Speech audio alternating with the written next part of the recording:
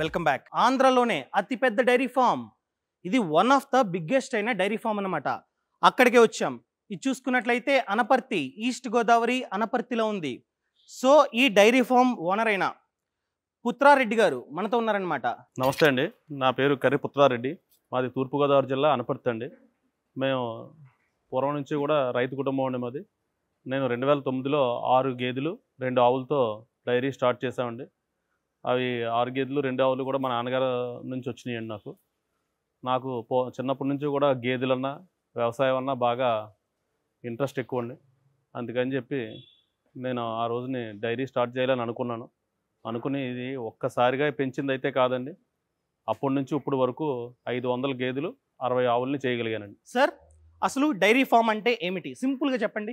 Dairy farm అంటే మనం గేదెలు తెచ్చుకునండి, వాటిని జాగ్రత్తగా సాకి వాటి నుంచి పాలు అది తీసుకుని మనం అమ్ముతా, వాటిని కూడా జాగ్రత్తగా చూడాలండి.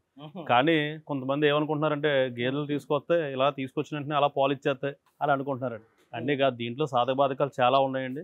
డైరీ ఫామ్ అన్న దాన్ని నేర్చుకోవాలంటే కంపల్సరిగా కొత్తగా డైరీ పెట్టి లేదన్నా తెలిసిన డైరీకి వెళ్ళి ఒక 2-3 రోజులు ఉండి చూసి తెలుసుకోవాల్సిందండి. ఒకళ్ళు చెప్పిందో లేకపోతే ఒకళ్ళు ఇంటర్వ్యూ చూసేసో డైరీ పెడదామంటే ఇది సాధ్యమయ్యే పని కాదు. ఇప్పుడు చెప్పండి, ఏం చేస్తారు పొద్దు నుంచి సాయంత్రం వరకు?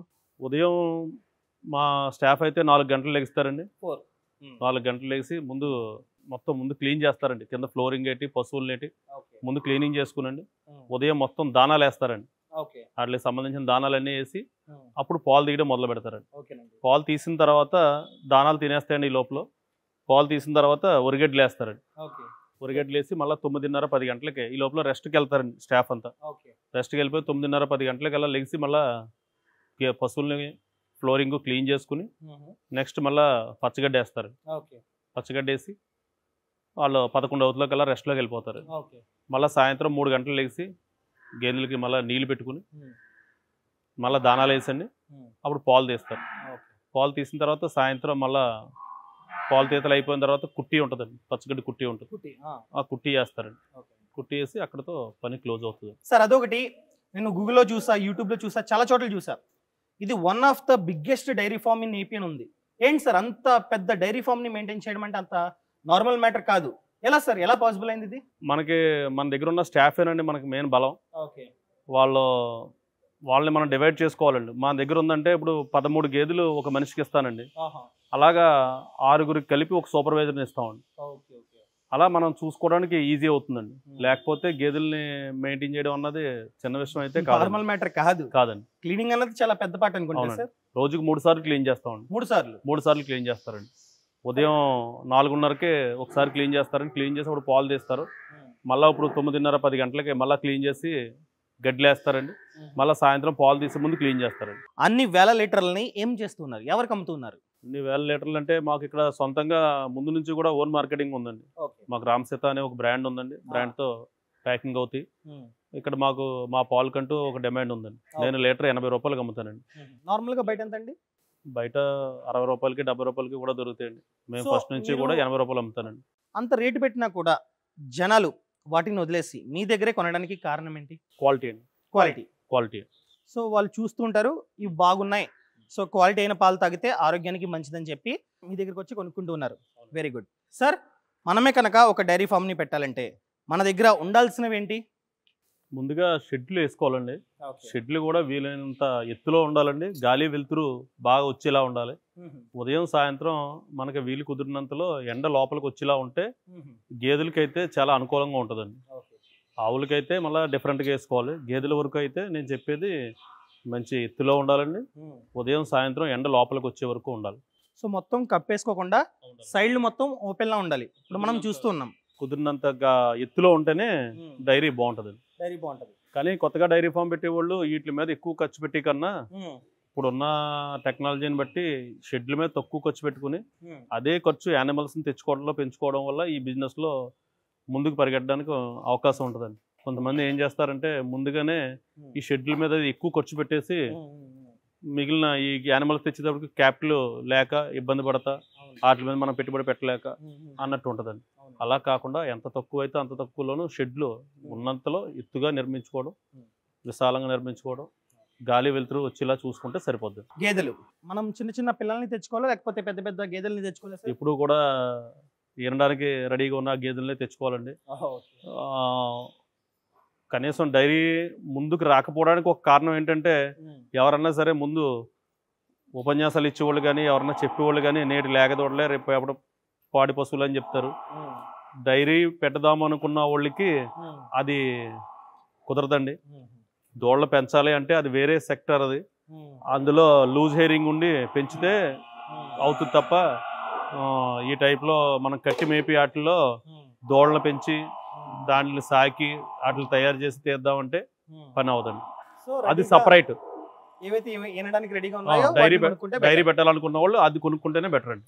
సార్ మీరు చెప్పారు ఈనడానికి రెడీగా ఉన్న గేదెల్ని కొనుక్కోవాలని చెప్పి, ఎంత ఖర్చు అవుతుంది? గేదె వచ్చి ఇప్పుడు మనం లోకల్గా కొనుక్కుంటే 75,000 నుంచి 80,000లో మంచి గేదెలు దొరుకుతాయండి. అదే మీరు హర్యానా వెళ్తే 1,20,000 1,30,000 పెట్టాలి అదే గేదెని కొనుక్కోవాలంటే.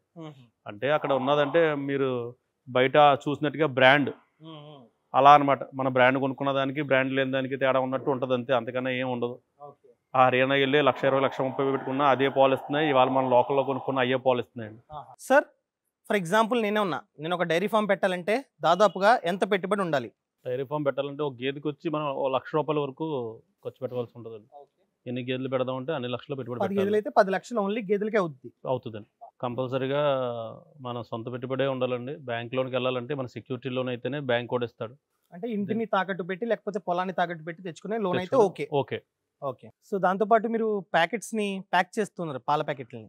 ఆ మెషినరీ ఉంది కదా సార్, దానికి ఎంత ఖర్చు అయిందండి? మీకు ఎంత పెట్టుకున్నారు? మిషనరీ 4,50,000 అయిందండి. 4,50,000 ఎక్కడ దొరుకుతాయి సార్ అలాంటివి కావాలంటే? చాలా మంది ఉన్నారు, మన లోకల్లోనే ఉన్నారండి చేసేవాళ్ళు. మన రాజమండ్రి, మాకు దగ్గరలో రాజమండ్రిలో కూడా ఉన్నారు. సో వాళ్ళకి ఆర్డర్ ఇస్తే వాళ్ళే చేసి ఇస్తారండి. సార్ దాంతోపాటు మీరు స్టార్టింగే ఒక 12 years బ్యాక్ స్టార్ట్ చేశారు కదా, ఎన్ని గేదెలతో స్టార్ట్ చేశారో అప్పుడు ఎంత పెట్టుబడి అయింది మీకు? నేను ఒక్కసారిగా పెంచుకుంటూ రాలేదండి. దీని పెట్టుబడి దీన్ని ముట్టుకోకుండా 6 గేదెలు 2 ఆవులతో స్టార్ట్ చేసి దీన్ని నేను రూపాయి జేబులో పెట్టకుండా అలాగని ఇక్కడ నుంచి నేను తీసుకోకుండా దీన్ని డెవలప్ చేయడానికి ఈ స్టేజ్కి రావడానికి ఇన్ని రోజులు పట్టిందండి. 500 గేదెలు 60 ఆవులు స్టేజ్కి రావడానికి ఇన్ని రోజులు పట్టింది. సో కొంచెం కొంచెంగా పెంచుకుంటూ వచ్చారు, ఒకేసారి పెట్టుబడి మొత్తం పెట్టి మీరు స్టార్ట్ చేయలేదు. స్లోగా ఈ ఆవులు గేదెలు పెరగడం వలన షెడ్ కూడా పెంచుకుంటూ ఇప్పుడు అక్కడ ఒక షెడ్ మళ్ళీ ఇక్కడ ఒక షెడ్ ఈ విధంగా ఎక్స్టెండ్ చేసుకుంటూ వచ్చారు. సార్ అసలు నేను ఒక డైరీ ఫామ్ని పెట్టాలనుకుంటున్నా, రిజిస్ట్రేషన్ చేయించుకోవాలా, లైసెన్స్ తెచ్చుకోవాలా చెప్పండి? రిజిస్ట్రేషన్ కానీ లైసెన్స్ కానీ ఏం అవసరం లేదండి, ఇది రైతు వారి. సో ఫార్మర్స్ కాబట్టి ఎటువంటి లైసెన్స్ అవసరం లేదండి. ఓకే సార్, దాంతోపాటు నేనే ఒక సొంత బ్రాండ్ లోగోని ప్రింట్ చేయించుకొని అమ్మాలనుకుంటున్నా పాల ప్యాకెట్స్ మీలాగా, అప్పుడు లోగో రిజిస్ట్రేషన్ చేయించుకోవాలండి, FSI లైసెన్స్ తెచ్చుకోవాలి. లోగో రిజిస్ట్రేషన్ దాంతోపాటు ఈ FSSAI లైసెన్స్ అంతా తీసుకోవాలి.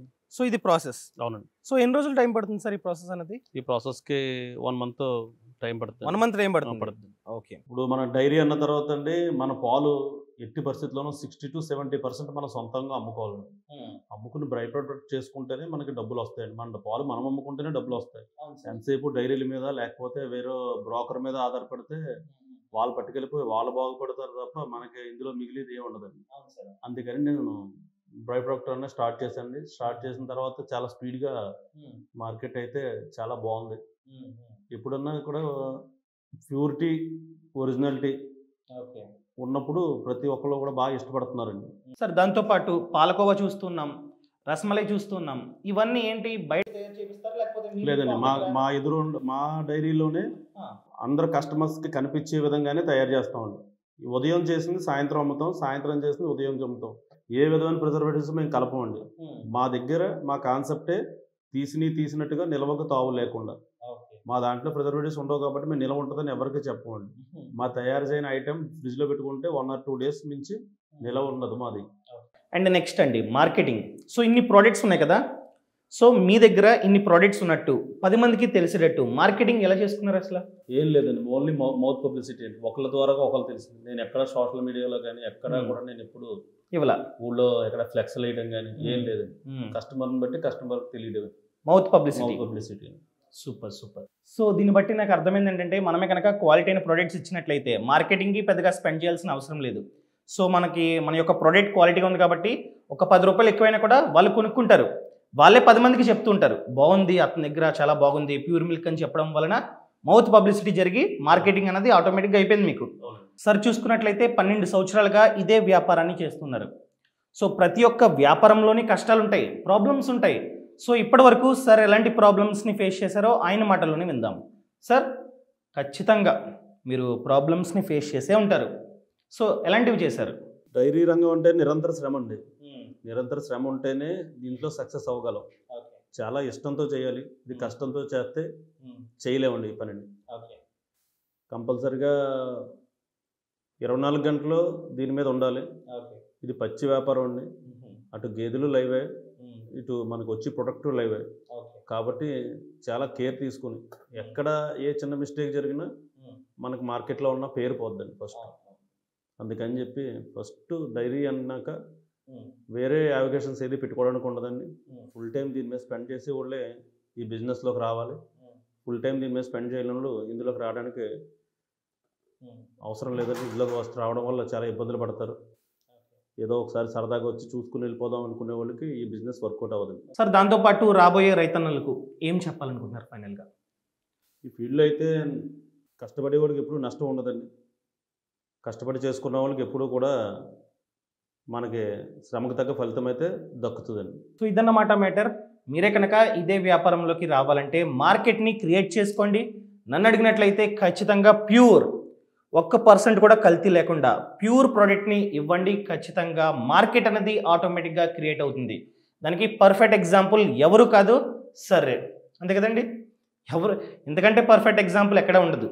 సో మనమే కనుక మంచిగా చేసుకున్నట్లయితే నార్మల్ వ్యవసాయ భూమికి ఎంతైతే లాభం వస్తుందో ఆ పంటల ద్వారా దానికన్నా 50 రెట్లు ఎక్కువ ఆదాయం ఇదే డైరీ ఫామ్లో పొందవచ్చు. ఇదన్నమాట మ్యాటర్. మీరు ఖచ్చితంగా ఇదే వ్యాపారంలో సక్సెస్ అవ్వాలని మనస్ఫూర్తిగా కోరుకుంటూ ఇట్లు మీ Kaushik Maridi. Thank you so much. Thanks for watching. జై హింద్.